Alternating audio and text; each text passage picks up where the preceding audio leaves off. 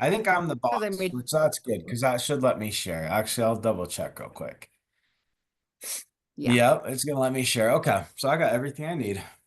So thanks so much. So, like Terry said, I'm Nick. I mean, I know most of you, at least I recognize most of you. So glad you could be here tonight. We're gonna go through listing consultations, so that should be really good. Um, that's something that I'm passionate about. So that's my favorite thing is taking new listings, being able to help get sellers the most money possible in the market. That's, I think where we can really add a lot of value to people. So, real quick, how many of you have already taken a listing? Put it in the chat or whatever. Let's see if I can see the chat. Anyways, I mean, you probably Dakota, you have probably have a listing or two, right? At least. Um, okay, it doesn't look like anyone's posted in there, but okay, well, I'm gonna take it from as if I'm just gonna take it from A to Z. So we're gonna go through everything and give you all the tools that you need to be able to go take a listing today. We're specifically, oh, not yet. Oh, soon enough, I'm sure.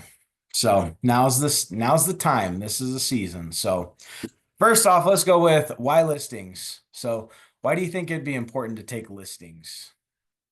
What do you guys think?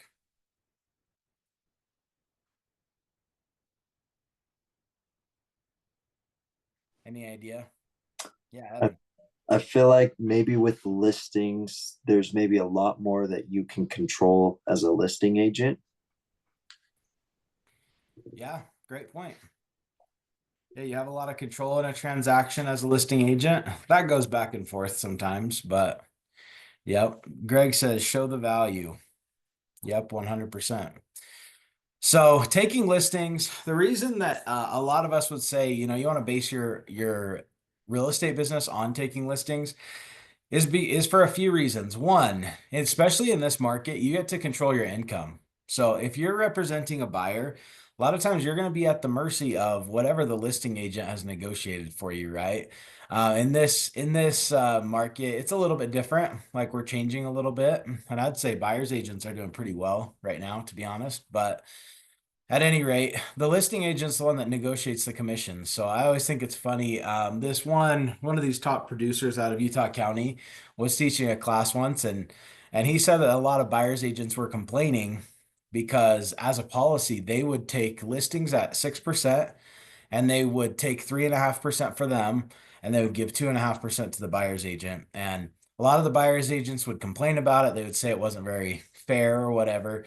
And he said, well, when you're the listing agent, go take a bunch of listings and you can decide what the commissions are. And I think that's really true. Like the listing agent definitely controls it, controls how much people get paid. Also, yes, you get to have a lot more control over the rest of the stuff in the situation, and it is a great time to show value because buyers may choose a house, they might like a house, and they may be able to navigate a purchase on their own. They're probably not going to get the best deal.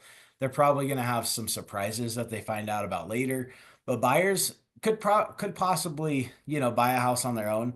For sellers, if they don't have a professional realtor, they're for sure going to leave money on the table, right? Like you probably in a massive way. They may have additional liability. Like there's just some places where I think we really can show the value, especially because I would say a lot of realtors have set the bar very low. Um, don't do a very good job listing homes, don't leave it all out on the field. And that leaves a big opportunity for the rest of us to shine, right?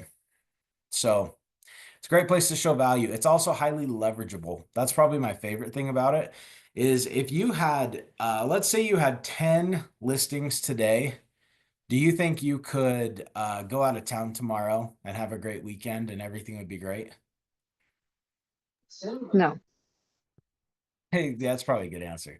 Um, how about if you had 10 buyers? Would that feel any different? What if you had 10 buyers right now under contract on properties? How would that feel? It's a lot different, right? With buyers, you're running around, you're going to appointments, you're doing all this stuff. With sellers, you literally it does take a lot of work. You have to get everything prepped. It takes a lot of work to get a listing up, but once it's up, you now run a team. And the team is everyone on the MLS now is going to go show your property, right? It's not going to be you racing around showing the property. Like everyone on the MLS is now working for you as a part of your team to get your property sold. So it's a pretty cool way to leverage. And the things that you're going to be doing on there is title work. You're going to be doing photography. You're going to be maybe getting it professionally cleaned, put some marketing together. Those are all things that you can leverage out for very inexpensive. You can have someone go put up your sign. You can have someone go take all the pictures. It's going to look better anyways. There's just a lot of benefits to having listings. And the other thing is that listings is also a great way to get additional buyers. So if you have the listings, you have the inventory, the buyers are going to be calling you, asking about your house, asking to go see it, and then you can collect them as your clients as well. So Terry's agreeing with us. So yes, listings are very leverageable and they lead to additional buyers as well. So anyways, that's why take listings. Now I want to go through, sounds like none of, so far you haven't taken a listing yet, but I'm sure you will really soon. And we're just going to go through what does that exactly look like. So a couple of things real quick. I'm going to assume that you already got the appointment. Now, that's assuming a lot. I mean, you've got to have already done all your prospecting, done all of your lead follow-up. And just remember, as you're doing that, whether you're doing calls, you're doing texting, mailers, open houses, anything like that, any way that you're looking to get leads, your next move, as soon as you've identified a lead, your next step is an appointment. So what's the difference between a contact and a lead? Does anyone have an idea? So a contact would be like anyone that you're reaching out to. That's your DTD2. You're calling your database, you're cold calling, whatever that is. All of those connections, we would call them probably contacts or connections that you had with people, and they are all good because they add up to results down the road. But what makes a contact a lead is when they have a motivation to move. So if they have a desire to buy something or sell something, all of a sudden they're a lead. That's kind of their way of saying, hey, I have a need that you could potentially help me with.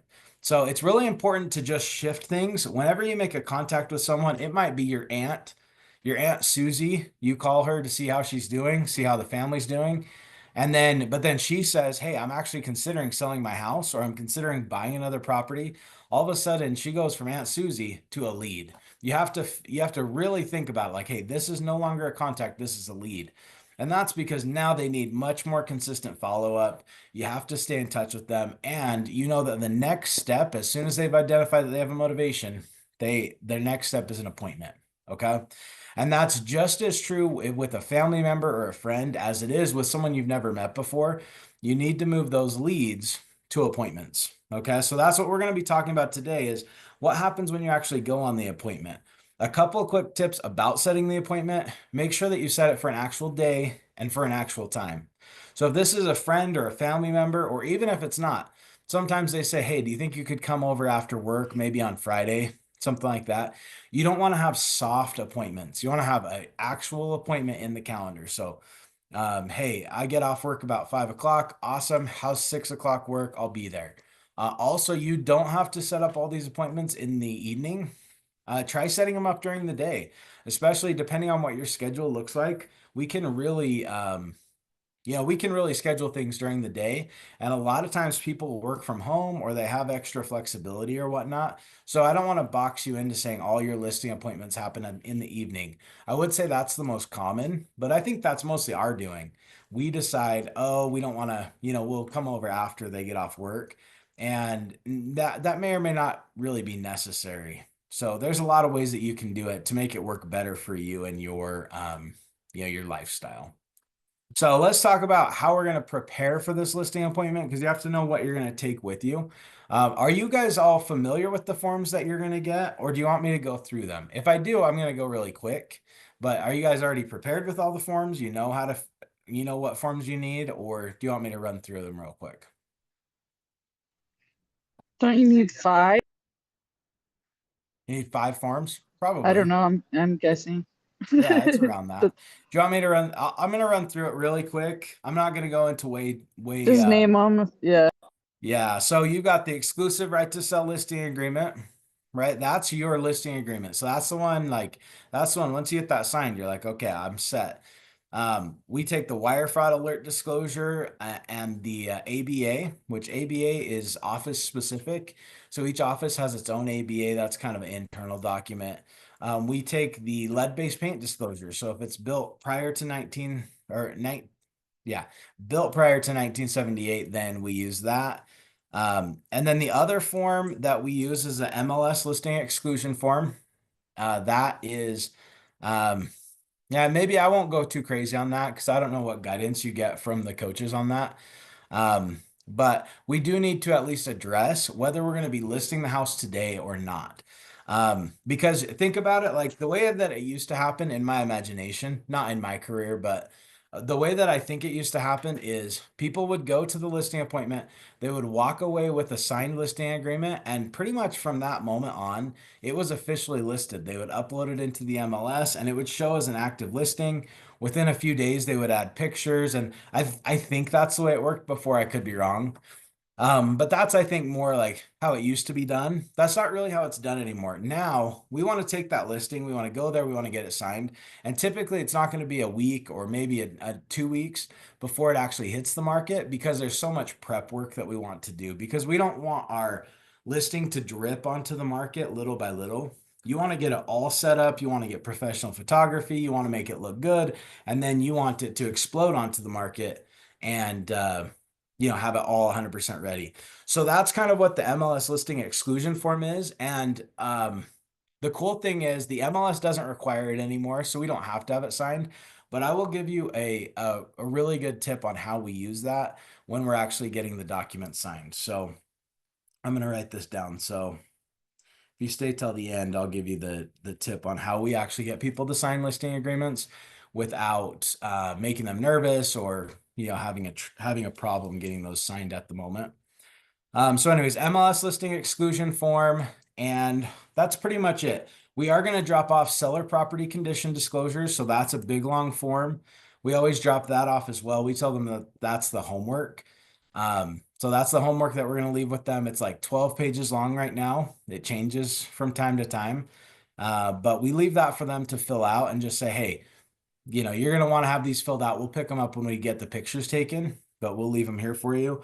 And then the other thing that we like to bring is a seller payoff info sheet. I don't know if you guys have heard of that. It's kind of a weird thing, but we like to bring that. It's from your title company. So whatever title company you're planning on using, ask them for a seller payoff info sheet. It basically is going to ask them for their loan number, all their accounts and stuff.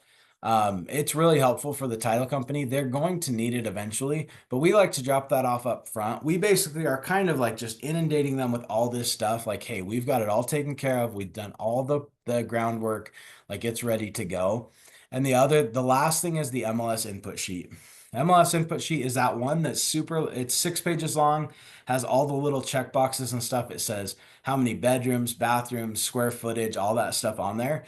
And we don't normally have that filled out prior because we don't know that much about the house yet, but we do like to bring it with us. We'll take notes on it. So, if they say they want to include the fridge and the freezer, we're going to check those off on there. We're going to take really good notes on that and use it as our guide as we're putting in the new listing. So those are kind of the documents that you're going to want to bring. You may also want to bring a seller net sheet. So a seller net sheet is super helpful. That's just a sheet. And I know the coaching program has one. I'm confident. Title companies have them as well. A seller net sheet basically says, here's what we're expecting to sell your house for. Here's what all the fees are going to be, including commissions, closing costs, all that stuff. And then it says, here's what your estimated payoff is. And then it has what they're actually going to cash out. And that's really helpful because when we go to talk price with them, they may get hung up on commission if that's what it's all about. If we're only talking to them about, hey, it costs X% of commission, that's kind of a negative thing. But if we can show them like, hey, here's all the costs that are associated and here's the cash that you're going to take away at closing, and that's what you're going to have to buy your new house or to go on and do whatever you're going to do with the money. Like it's nice to be able to show them what they're going to get, not just what they're going to pay. So a seller net sheet is good too. Sound good? I know that was kind of fast. You got lots of resources, lots of people ready to help you out. including me. You can reach out to me anytime. Happy to help.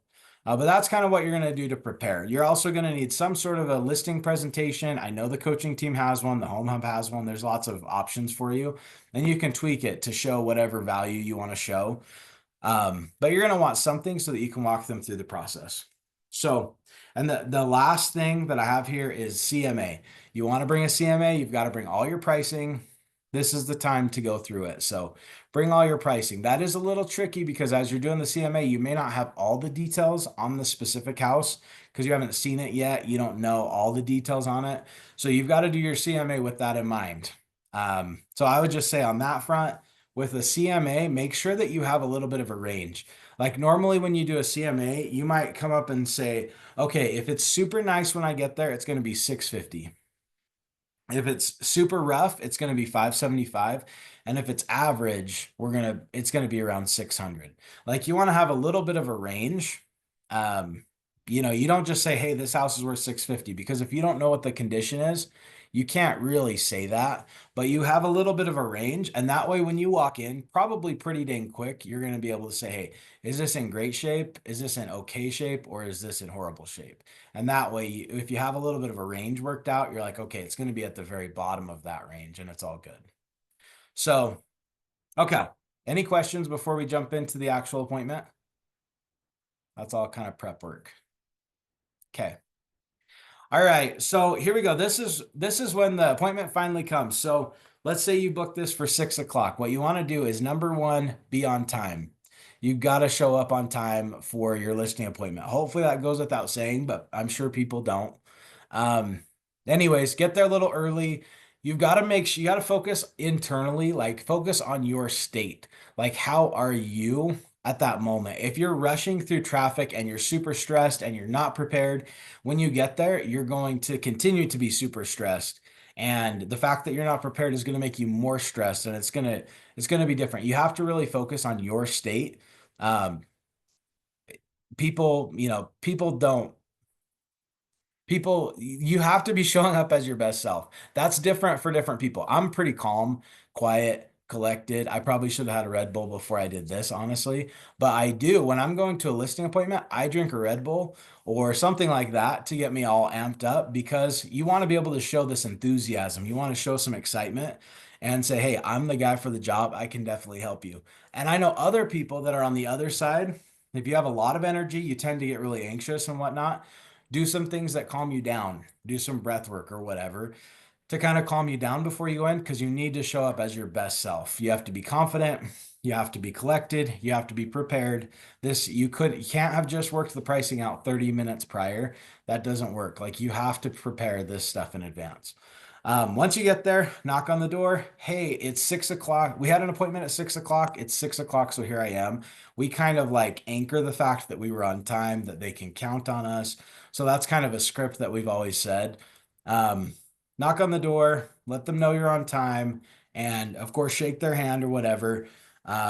We were at a training with Dana Kokoska today. She says, you always say, hey, would you like me to take my shoes off? She says, that's a really good way to show people that you respect them, you respect their home, and that sort of thing. And then just go on in. Now, what you're going to do is you're going to take all your stuff. So your folder with all your stuff, you're going to take it and you want to find your way to the kitchen table immediately.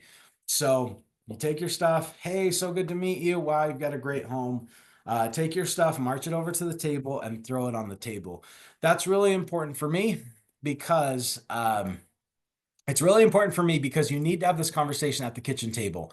And I'm telling you, it can be very easy for the sellers to try to move you over to the couch just because couch is where they talk to people a lot of times. Like it's a very casual place, but it's not a good place to look at numbers and to make serious decisions.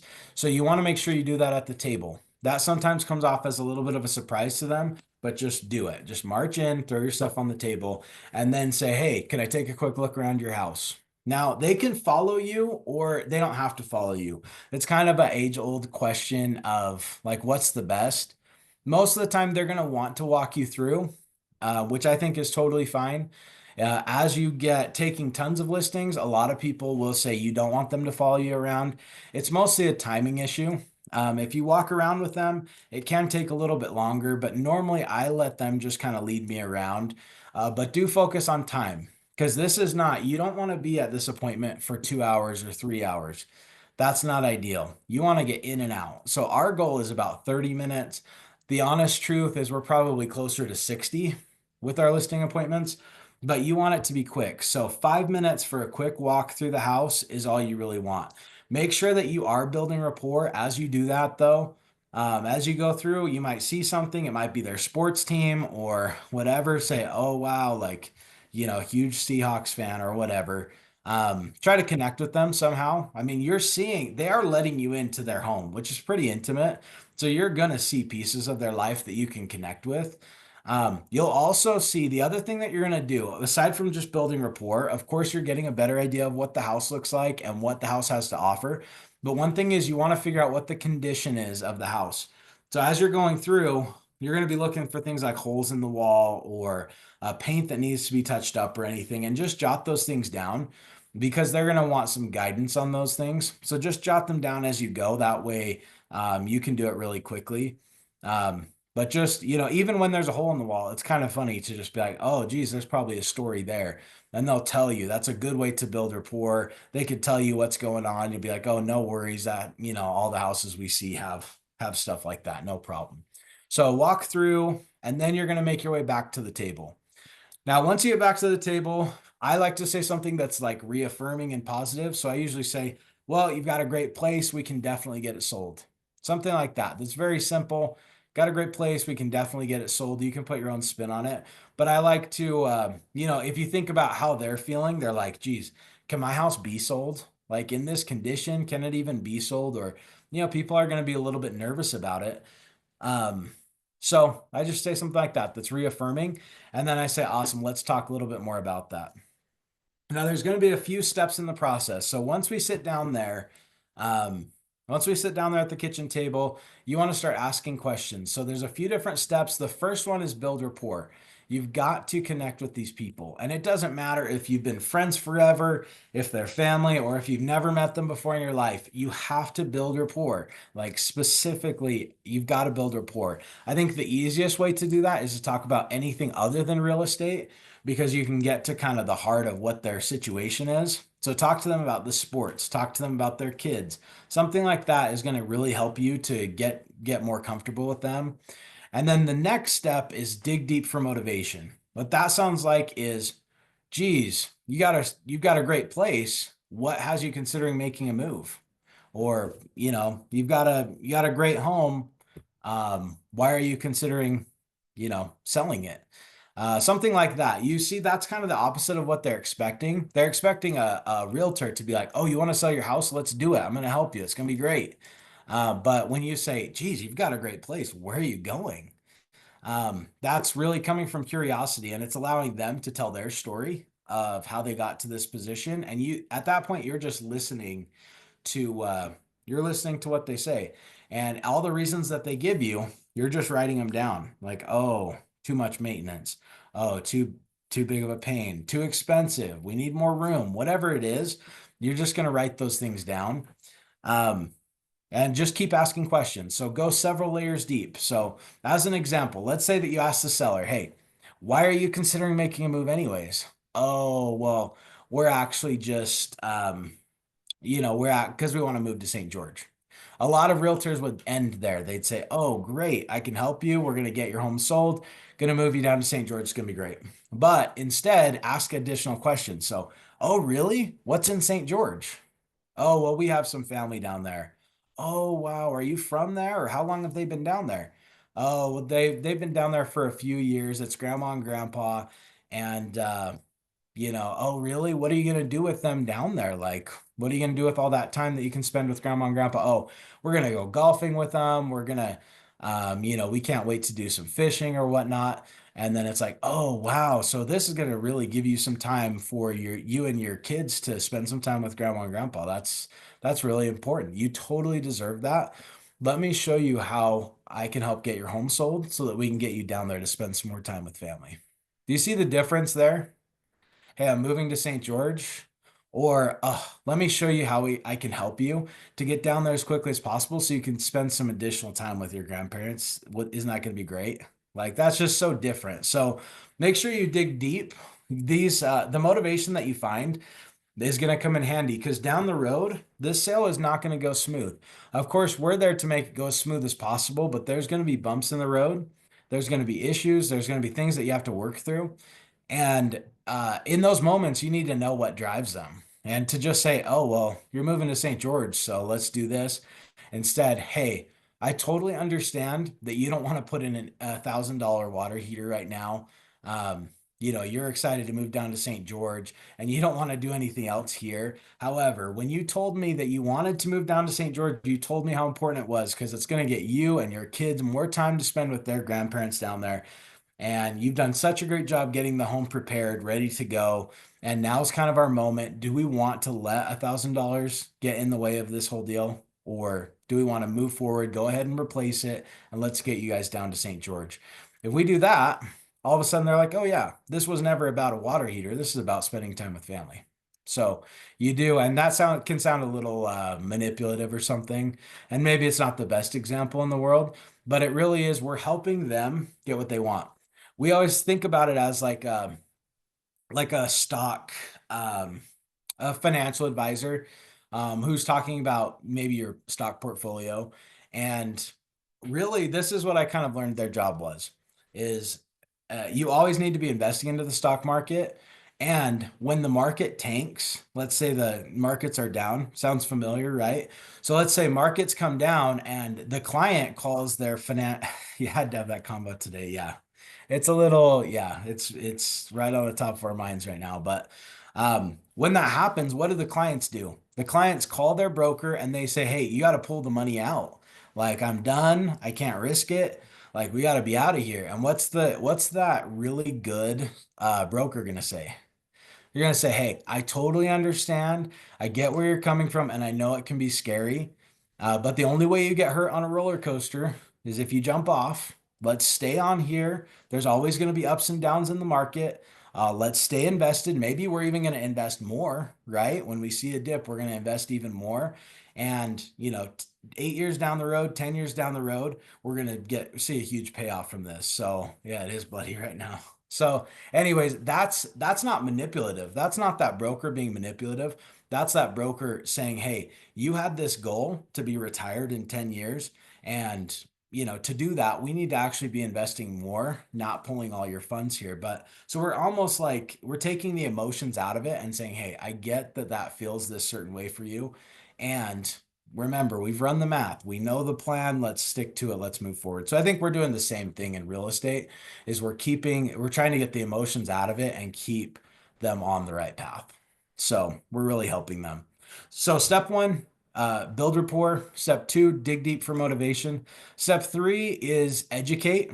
So that's where your packet, your listing consultation packet is going to come in handy. I'm sure you've seen it. I'm sure you've seen something like that where it goes through the steps. So actually, I probably should have pulled this up. Let me grab it really quick. Uh, I'll show you ours, not because ours is great. Like you don't copy ours just because it's nothing special. But I am gonna show it to you just so you can hear how we go through it. I'm actually gonna share two things from it. Because now that I'm looking at it, let's see. So what we do, we go through, okay, great. So now you realize like at this, oh, I don't think it's shared. Share. So at this point, you've build rapport, dug deep for motivation, and now you say, "Hey, you totally deserve that. Let me show you what that's going to look like." This is where we're going to actually preach to them, where we're going to actually kind of just teach them some stuff. So, on here we go through what the team looks like and whatnot. One thing, this is kind of a bonus, but we go through the promise. So the promise is a script that maybe you've heard of, maybe you haven't. If not, I think you should implement it. This is called the Promise Script. I think it was started by some guy in Idaho, right? I can't remember, but anyways, um, he started this thing, and this is how it goes. We promise to create an experience you honestly can't imagine being better. All of our systems and everything we do are designed around delivering on this promise. Everyone in our group is focused on understanding what it is you want and what it is that you need. We make every effort to be out in front of everything, to stop the surprises and make the experience as good as it can be. There will be challenges. We know there will be. It's real estate and there are people involved. Just know that our team is laser focused on creating that 10 plus experience for you. And that's our promise. And our whole goal with this is that you'll be so excited about the service that we give you that you're going to want to introduce us to a friend or a family member who's also looking to either buy or sell real estate while we're working on selling yours. Does that sound fair? Yeah, totally. Okay. And when you do find that person, can I just ask that rather than just giving them my contact info or handing them my business card, can you actually collect their info and send it over to me so I can make sure that I get in contact with them and can give them the same great experience I'm about to give you guys, or the same great experience that I've given you in the past? Something like that. That's really setting the table for your referral business. So make sure that you do that. And then the nice thing is through the transaction, you can at every point, you can always look back at that and say, hey, remember when we first started, I told you about the promise. How are we doing on that? Oh, you're doing great. We definitely appreciate all you do for us. Awesome. And remember how we talked about asking you to refer a friend or family member while we're in transaction on this one? Who have you found so far that's looking to make a move that I could get in contact with today? So that's a little bonus piece. Um, yeah, that's a little bonus piece. I'm going to take you through what we say next. This is really our education piece. So, hey, sounds awesome. I'm so excited for you to get down to St. George. Let me show you how we're going to do it. So, step number one, we're going to declutter, deep clean, and stage your home. This just means we're going to clear everything out. We're going to depersonalize it and make sure that it's looking amazing. This isn't we don't want it to be as clean as it is when you have the in-laws over for Thanksgiving. We're talking putting your home on the front of the Good Housekeeping magazine. Like we want it to look amazing. And I realize it might feel a little funny. You might feel like you're a guest in your own house because we're going to be stripping it out so much and really simplifying it. But we want our buyers to be able to see them and their own families in your house, not necessarily yours. So you don't have to live like this all the time, but while we're listed, we want the home to be just super clean and clear. Now, our team pays for deep cleaning because we're super passionate about it. And it's easier for us to pay for a deep cleaner to clean their baseboards and whatnot than it is to say, hey, your house is kind of dirty. You might want to clean it. And everyone's going to have different levels of clean. So even if they work really hard to clean it themselves, it may or may not be at the standard that we want it to be at. So, anyways, we do pay for deep cleaning. You can pay for whatever you want. One of you had mentioned that listing is a way that you can show your value. Everyone's going to show their value differently. We really do offer like a concierge experience. We're sending cleaners over. We don't pay for their handyman, but we do connect them with a handyman and kind of manage it for them. Who handymen are awesome for listings. They charge like $35 or $40 an hour, which is way cheaper than any other trade. And they can touch up walls, they can do some paint, they can trim, like a lot of little things you can knock out with that. So that's kind of the value that we give. Like to give you the opposite, we don't believe in staging our homes. It's not necessarily that we don't believe in staging the homes, but we don't stage our homes. We don't think it's worth it. Personally, I think homes sell a little bit better when they're open, they're clean, they're like ready to go. Um, I prefer that, but not everyone does. And there's some people who are way passionate about staging. And so they stage all their homes. Maybe they do it personally or they pay someone to stage it. And that's totally cool too. And the person who hires them is probably going to be different. We're not necessarily as fluffy. We're not as like fun and, like artsy.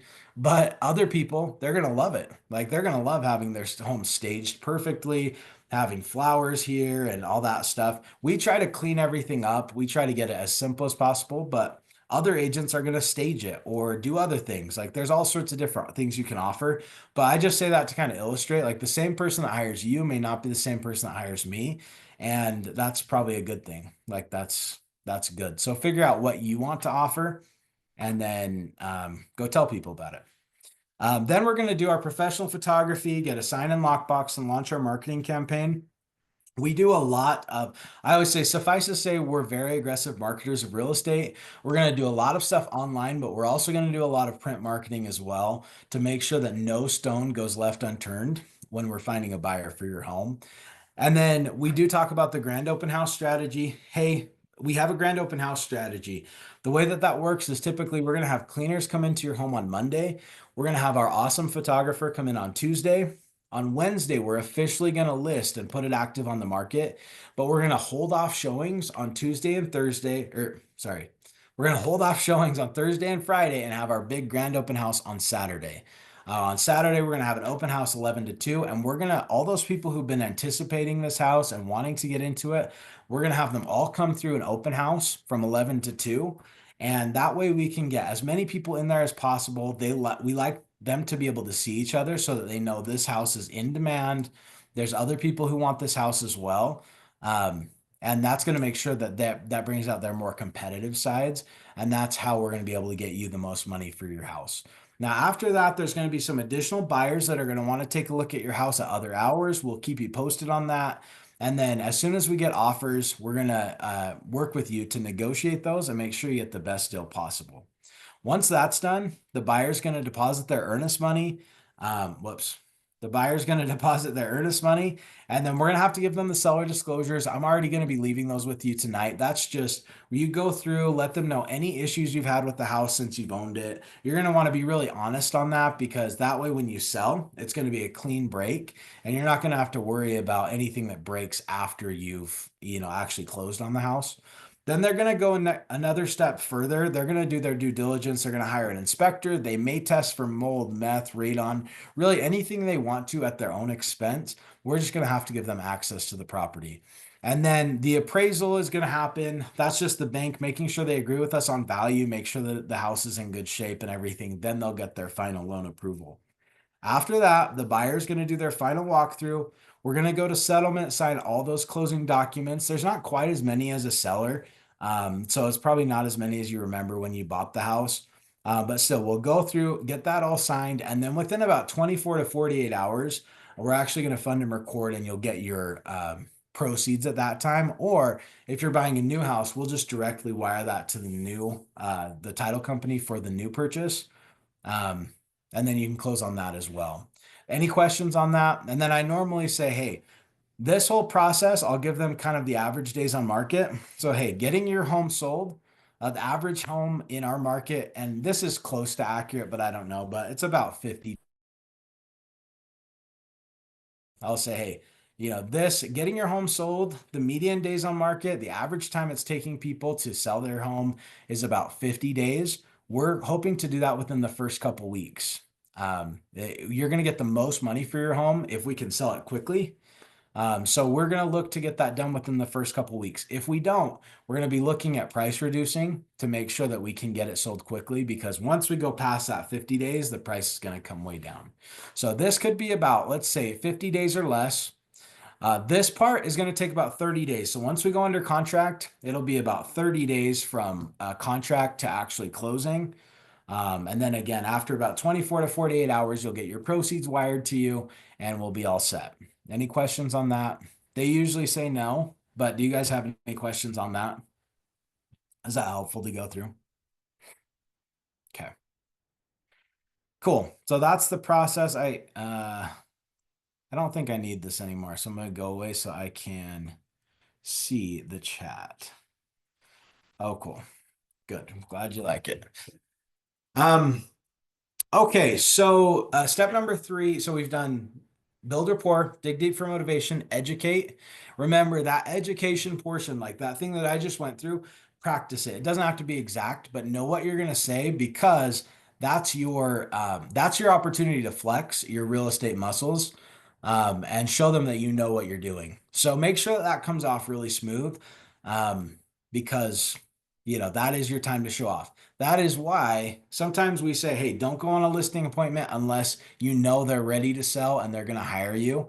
I usually am kind of on the opposite end. I'm like, hey, book the appointment and go do it. And in your career, you might switch it up. over time. But I think it's really important. Go meet with them, because once you sit down with them, you actually go through this whole presentation, you're going to have built a different relationship with them. They might be a distant relative or they might be a total stranger or whatever. But once you go through this with them, even if they don't list immediately, let's say they're going to list 6 months down the road, guess what? Now they're not shopping for a realtor anymore. They already know that you're their person. And once the time comes, you're all set. So I think it's worth it, because these conversations are pretty valuable. So step number 4 is going to be pricing. That's where you're going to run through your CMA. And I'm not going to do it right here just because it's not a CMA class, but just make sure you give them the information. It's not, hey, I think your house is worth 650. Does that sound good? That's not, I mean, they may agree with you, they may not. Probably depends how much rapport you built up to that point. But let me see. I just had a random thing. Are we recorded? But I think we are. Oh, we are. Okay. I was gonna say it's probably too late anyways, but um when it comes to pricing, make sure you give them the data. So you're going to show them, hey, here's all the houses that sold that I think are a little worse than yours. They're a little smaller, they're in worse condition, whatever. And then here's some that I think are very similar to yours and what they sold for. And then here's some that are a little better than your house and what they sold for. And then I ask, hey, where do you think your house fits within there? And that now that you've given them some information, they can usually get pretty close. So there might be some that are like 675 or 700, and those are a little better than theirs. And there might be some that are 600 or 625 that are a little worse than theirs. And they're probably going to come up with like, oh, yeah, we think 650. Now, sometimes they'll say, oh, they'll look at the data and they'll still be like, oh, yeah, we think ours is 675. And then you just say, hey, totally understand. Can you tell me where you're seeing that? Like, what data are what data are you basing that on? And just look at it and say, what are you basing that on? Like, what are you seeing that I'm missing? And go back to the data. Because whenever it's you versus them, it's a problem. I always talk about like when you're talking to your client, sometimes it'll feel like this, and this is bad. So whenever you're like, hey, I think you should list it for 650, and they're like, well, I think we should list it for 675. You're like, well, yeah, but I'm a pro and I know what I'm doing, and I think 650. And they're like, yeah, but we want an extra 25 grand because we're gonna pay off this car or whatever. Like, that's not good, because that's you versus them. We don't ever want to be against our client. So you have to figure out, okay, whenever you feel that a little bit of tension where there's like a little bit of a battle going on, um, think of like, instead of thinking of them face to face, like this, in this case, you probably are face to face with them. You can even do this physically. Instead of looking at them head on, try to turn. It depends how you're sitting and whatnot, but try to turn and be a little more like side to side with them. And then say, hey, I totally get it. And you know that I'm on your team and I want you to get the most money possible. We're having to position your home in the market, and based on this information, it really seems like 650 is going to position you way better to be able to actually get your home sold so that you can go spend some additional time with your family down in St. George. Does that sound like a good plan? And you're much more likely to get a yes out of that than if you just fight with them. Does that make sense? So whenever you feel like it's you versus them, you've got to reposition it that it's not you versus them, it's us versus the market. So show some empathy, remind them that you're on their team. They may not always feel like it. So if you ever feel like, oh, they think that I'm trying to, pull one over on them, or I'm trying to, a lot of times they think, oh, you want to list it really low so that you can get it sold fast and get your check. Like, that's not a thing. I mean, it might be for someone, but no pros are doing that. Like, we want to price it correctly so that we can get our seller the most money possible. And yeah, so I guess it's not a pricing class, but any questions on that? Comments? Okay. Okay, the last step is number 5. That's contracts. So contracts is where you say, hey, that sounds great, and let's go ahead and do the paperwork. I'll tell you my little trick. So I told you I was going to give you a trick on how to get the listing agreement signed. It's worked really well for us. It's a little obscure, but because when we get it signed, we're not usually listing it right that moment. That's because we've got to get pictures taken. We've got to get the house all ready. And there's a form called the MLS exclusion form that basically says, hey, we're not putting your house on the MLS immediately. We're going to put it on the MLS sometime down the road, is basically what it says. Now, this form is not even available right now. The MLS kind of got rid of it, but we still like it so much that we still use it. And I do have a copy of it if anyone ever wants it. The reason is I like to keep that on the very top of my papers. Because if let's say a lot of times they're like, oh, we're not quite ready, like we're a month out, or even maybe we're 60 days out, or a couple of weeks, whatever it is.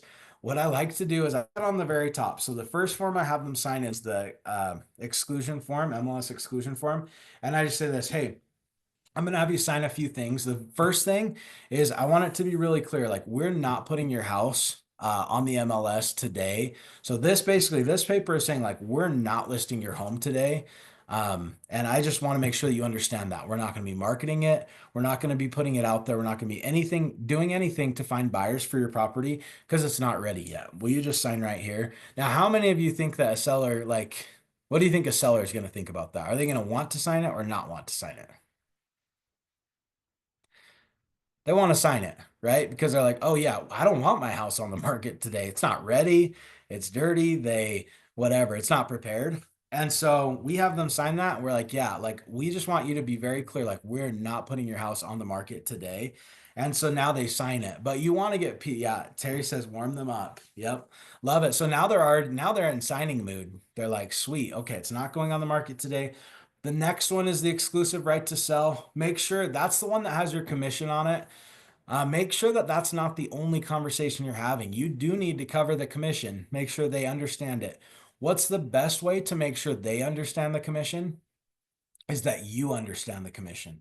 It's gotten more complicated. It's a little more, it's just a little more involved. The way that the commission is priced, no matter what percentage or amount you're charging, there's three spots on there. It's a little more complicated. So make sure you understand pricing, understand commission first. Because if you don't understand it, you're going to have a heck of a time getting them to understand it in a simple way. Something that you understand really well is easy to explain. So go through the pricing, go through the commission and everything, but that's not the only thing. I touch on the commission, I go over that real quick, and then you're going to go down to there's a section that says duties of a seller's agent.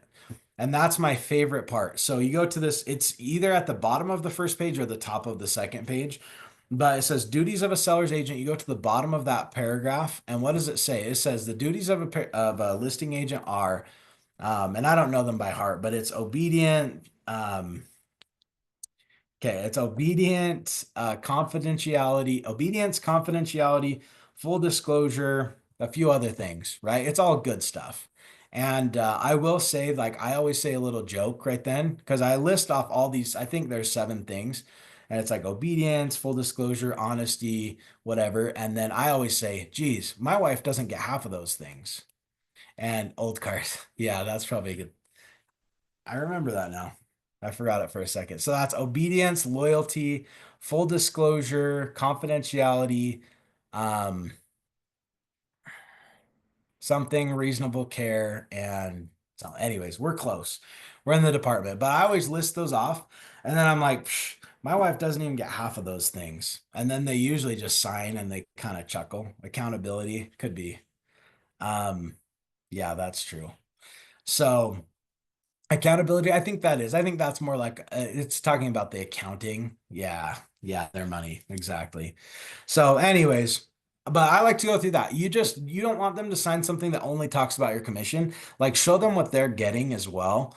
And then there's a few other things. Practice it. Make sure you know what's on the exclusive right to sell. It talks about personal property, and I'm like, hey, this is a good time for us to talk about like if you have anything dangerous or expensive, valuable. It's a good time to either get it out of the property or have it locked down in a safe or something like that. So just go through that whole thing and have them sign it.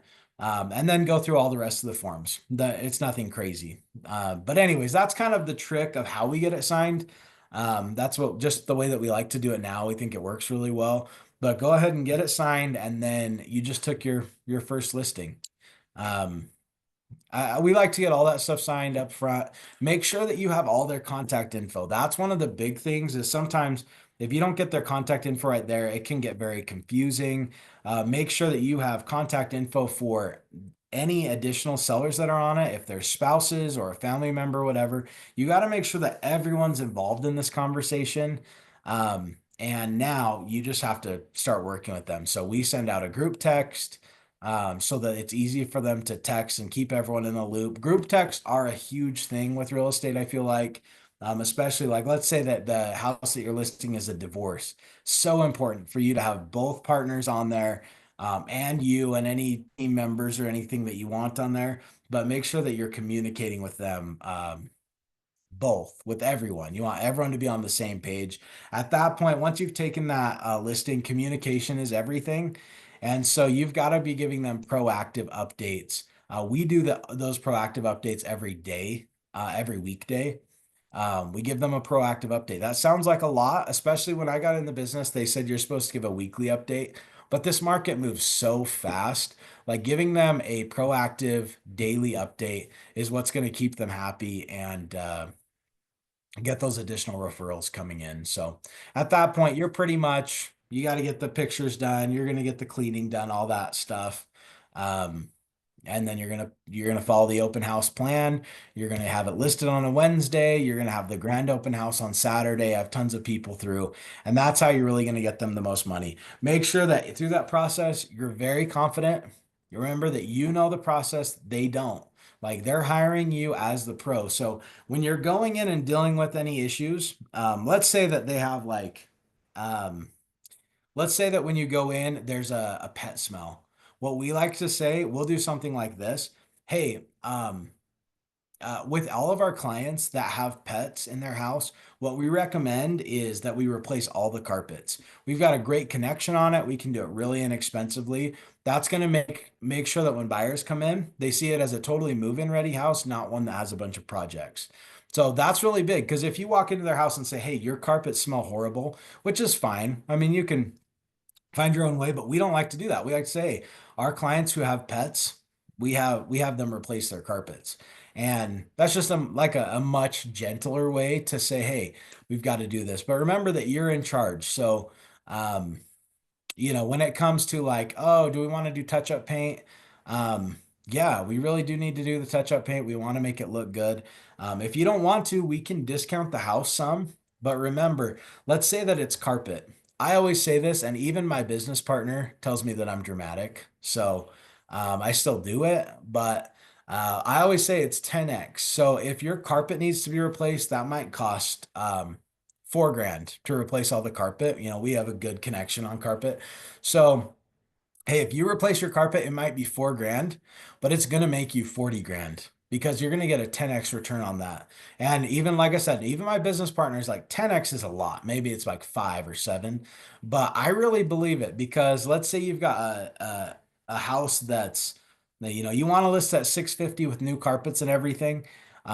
If someone else is going to come in and put in that carpet, they're going to want to add a way bigger discount than just the 4 grand for the carpet because when they walk in, they don't see it as a move-in ready house. They see it as kind of a gross house. They see it as a project house. There's some other things. There's probably some smells. They don't know if there's going to be additional repairs required to get rid of the smells. Like there's so many, and they're going to have to come out of pocket for it, right? So not only do they put their down payment and all their closing costs, now they've got to buy new carpet. Help them to see the value in those improvements. Totally.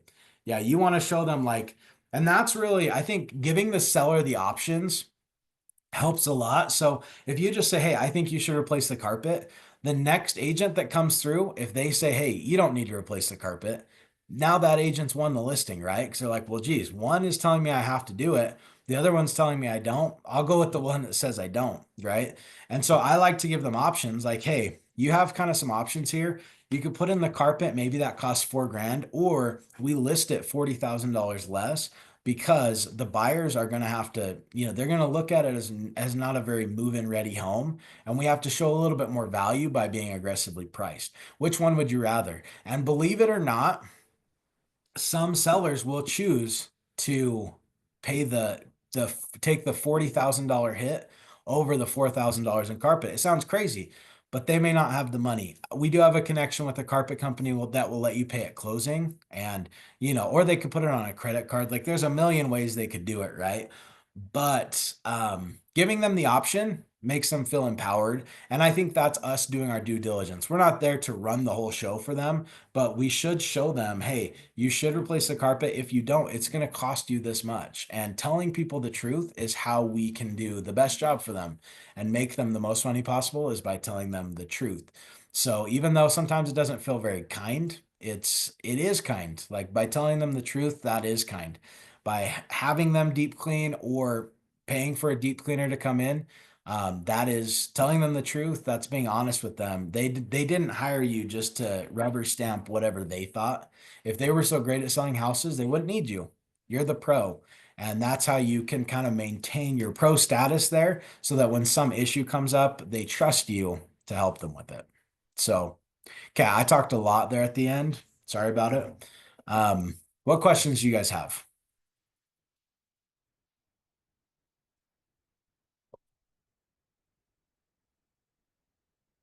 Dang. What did you learn?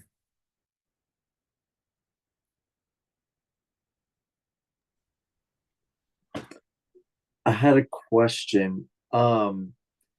When it comes to like the commission portion, how are you navigating that conversation? Because a lot of what you're kind of going over, it reminds me a lot of like how I close people when I would go and sell solar door to door, because a lot of the interaction is done inside the home at the dinner table. And so like for me, I'm taking a lot of similarities just from doing that to this.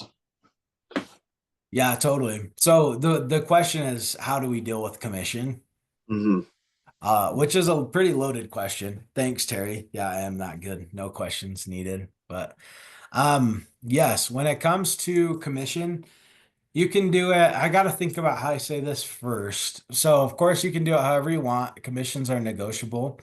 Um, the way I'll tell you the way that we do it, because I'm pretty sure that's okay. The way that I do it is basically we charge 6% to sell a listing. Um, so my little team, we charge 6% for listings. And if the buyer is represented, we'll reduce that down to 3. And then the way that we put it on the ERS is we do 3, 3, and 3. That says 3% to the seller's brokerage, which is us. 3% if there's an unrepresented buyer. So that's also us. So if we have an unrepresented buyer, we're still going to take 6%. And then the last 3 says that we may pay up to 3% for a cooperating buyer, cooperating buyer's agent. That's how we do it. That's not requiring that we pay the other buyer's agent. They make it part of their offer. But that's how we're doing it. And it's worked pretty good. I actually prefer it because we used to break it down. Maybe we'd say half the commission is for the listing agent, half is for the buyer agent. And now it's not really like that. It's like we charge 6% to sell your house. That could be made up in a few different ways depending on how the buyer is represented, who actually gets that 6%, but that's what we charge. Um, so that's how we do it. And I will say, like, we just took a really small listing and we charged double for it. And our sellers are super stoked about it and not unhappy at all. So, but it's such a low price and it's kind of far away and stuff. And so, so it is negotiable and it can change, but we charge enough that we feel great about taking it, that we can do such a good job for them. And we leave nothing on the field. When I was the PC, productivity coach was one of them at least. I would say like, hey, you can take a listing for as little as you want, but one thing that I wouldn't allow, and I'm sure Terry wouldn't allow it either, is you can't half-ass this listing. Like you can't say, hey, like I never want to hear, hey, yeah, I'm actually doing this for only 1%. So I'm not going to get professional pictures. I'm just going to do it on my phone. Or I'm not going to do an open house because I'm just not getting paid that much on it. It's not that big of a deal. Like that sort of language is the stuff that really drives me crazy. Like I think we need to do a great job. You guys charge whatever you're comfortable with. Nope, and that happens mentally as well as physically when you don't charge enough. That's true. Like you just do it. Yeah, it's just different. Like you're going to give your attention to the deals you get paid on. So we make sure that all of the deals are deals that we feel like are fair, that we're getting a good amount for, and then we leave it all on the field. Like we're not cutting any cost, whether that's money or energy or time. Like we're doing everything we possibly can to make sure they get the most money possible. And that's just how I think it's the best. So whatever that dollar amount or percentage is great, but just make sure that it's that you can do a great job for them. Awesome. Thank you. Yeah, of course. What else we got? Any other questions?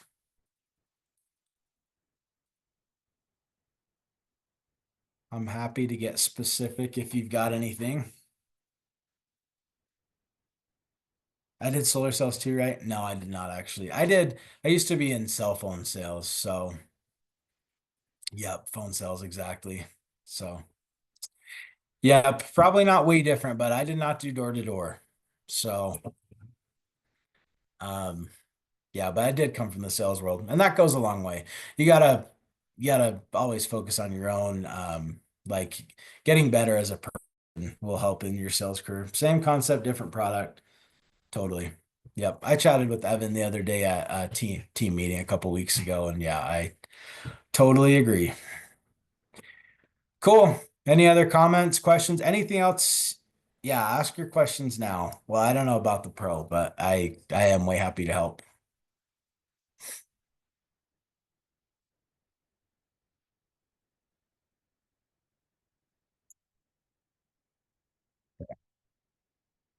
Well, thank you. Yep. Terry's a total pro. You're in good hands. You're in good hands with her and Lori. So um that's one thing that I thought was funny is when I got out of coaching. Um, yeah, of course. When I got out of coaching, I thought it was so funny because I got comments like, "Oh my gosh, you know how to sell houses." I'm like, "Okay, Keller Williams is not setting you guys up with these chump coaches that don't know what they're doing." Like, seriously, if you think of like Terry or Lori, like they are total pros. Like I can't, I mean, I've asked them for a lot of help. They've probably asked me for some help too. Like, um, level high level people. So take advantage of having them in their corner for sure. So okay.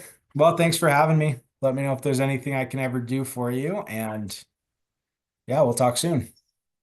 Hey, thank you. Yeah, thanks. See you guys. Thank you.